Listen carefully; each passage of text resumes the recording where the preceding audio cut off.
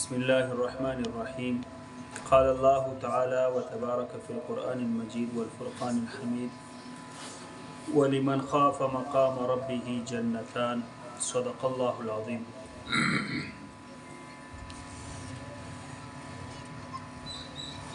یہ جو آیت آپ حضرات کے سامنے تلاوت کی، اس میں اللہ تبارک و تعالی فرماتے ہیں جو اللہ کے سامنے کھڑے ہونے سے ڈرا تو ان کے لیے 2 جنتیں. اس کی تفسیر میں مشہور مفسر علامہ مجاہد رحمہ اللہ فرماتے ہیں اس آیات کا مطلب یہ ہے کہ ایک شخص کے دل میں گناہ کا داعیہ یعنی گناہ کا خیال پیدا ہوا، اس کا نفس اور اس کی طبیعت اس کو تنگ کر رہا ہے، گناہ پہ آمادہ کر رہا ہے، لیکن فوراً اس کے دل میں یہ خیال آیا کہ ٹھیک ہے یہ گناہ تو میں کر لوں گا، لیکن پھر اللہ کے سامنے کس طرح کھڑا ہوں گا، اللہ کو کیا منہ دکھاؤں گا. تو یہ خیال آتے ہی وہ گناہ سے بچ گیا. انہوں نے کہا کہ نہیں، اس طرح تو میں یہ گناہ نہیں کر سکتا، اگر میں نے یہ گناہ کر لیا تو پھر اللہ کو کیا منہ دکھاؤں گا. تو فرماتے ہیں اس شخص کے لیے اللہ پاک فرماتے ہیں کہ 2 جنتیں.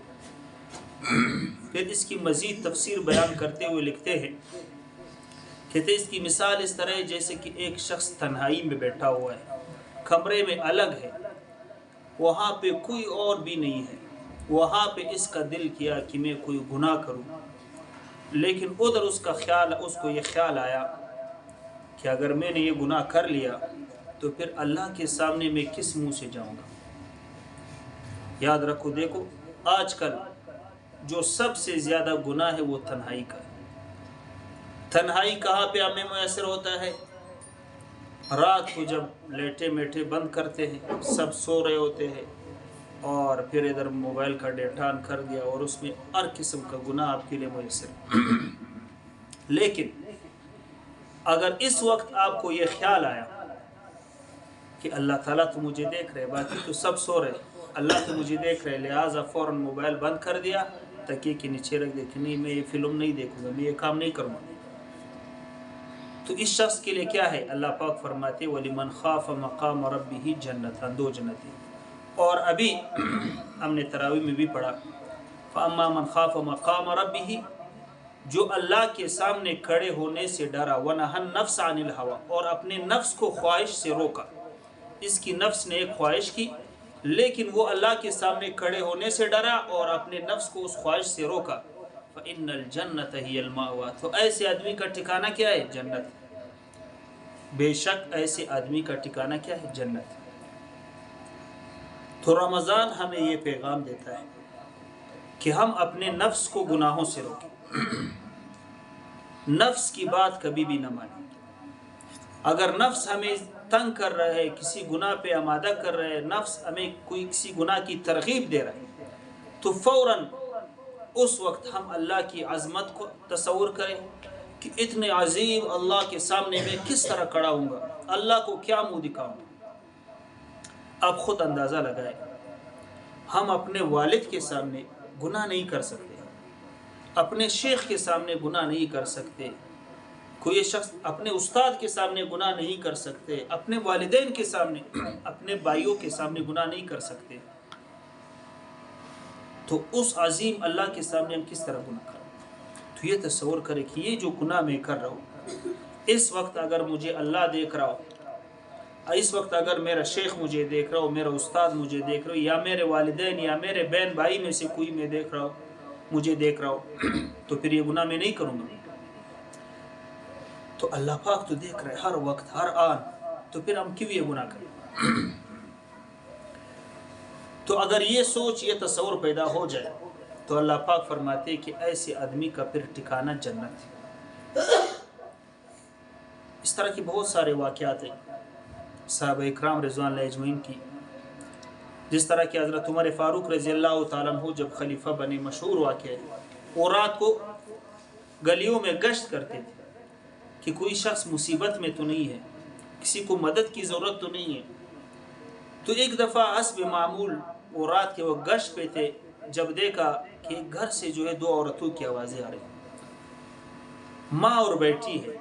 ماں کہہ رہی کہ بیٹا یہ دودھ آج کل بکری کم دے رہے، گائے دودھ کم دے رہے، اس میں تھوڑا سا پانی شامل کرو تاکہ ہم اس کو فروخت کر سکیں۔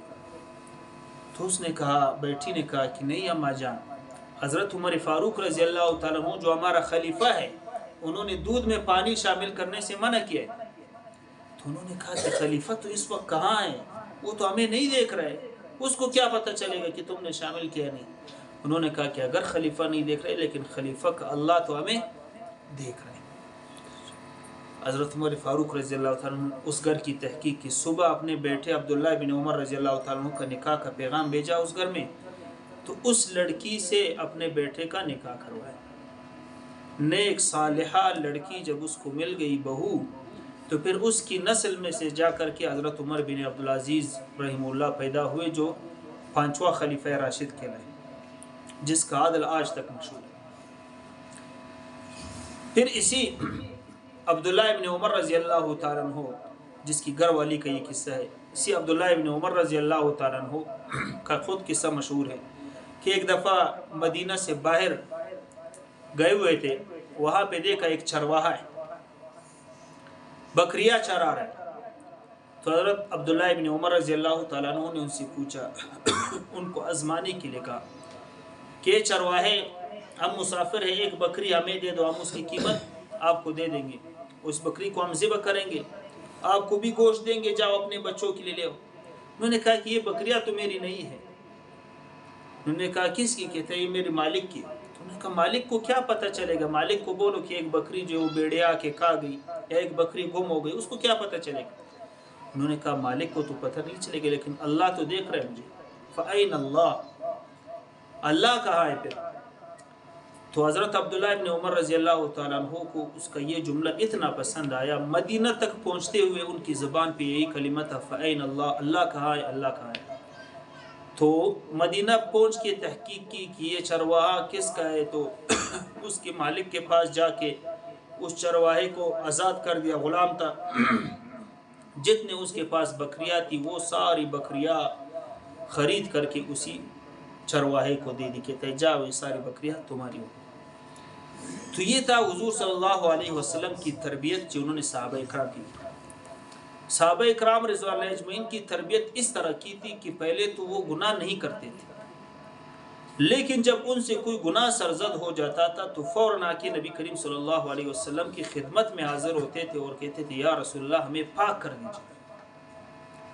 جب تک نبی علیہ السلام ان پہ سزا جاری نہیں کرتے تو ان کو چین نہیں آتا تھا، کیونکہ آخرت ان کی نظر میں تھی کہ آخرت کی تو پھر مصائب اور آخرت کا عذاب ہم برداشت نہیں کر سکتے۔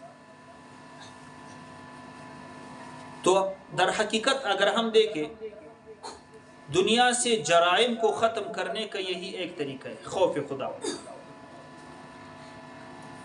اگر دل میں اللہ کا خوف نہیں ہے، آپ جتنے بھی پولیس بڑھاؤ، جتنے بھی فوجی لاؤ، جتنے بھی آپ جو ہے محکمے بناؤ، رشوت، انسداد رشوت ستانی، انسداد فلان، انسداد منشیات، اس وقت تک یہ سارے ختم نہیں ہوں گے جب تک یہ خوف خدا دل میں نہ۔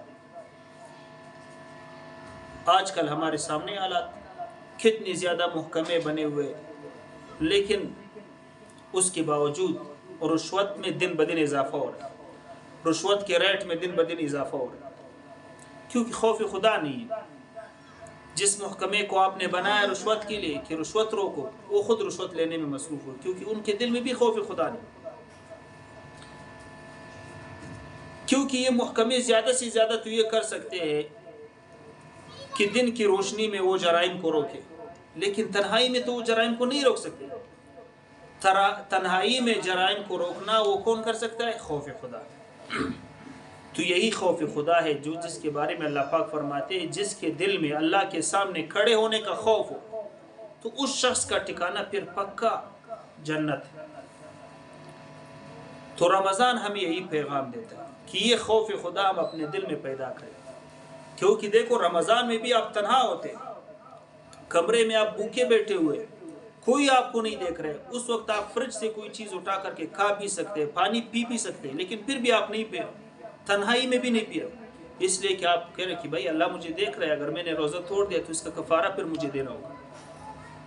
تو لہٰذا یہی سبق آپ نے رمضان سے حاصل کرنا ہے، پورے سال آپ نے کوئی گناہ نہیں کرنا ہے۔ جب بھی آپ کو گناہ کا تقاضا تنگ کرے، گناہ کی خیالات آپ کو تنگ کرے، پریشان کرے، تو آپ کو کہ نہیں یہ گناہ میں کیسے کروں، اگر یہ گناہ میں نے کر دیا تو اللہ کو کیا منہ دکھاؤں۔ اللہ تبارک و تعالی ہمیں اس پہ عمل کرنے کی توفیق عطا فرمائے۔ وآخر دعوانا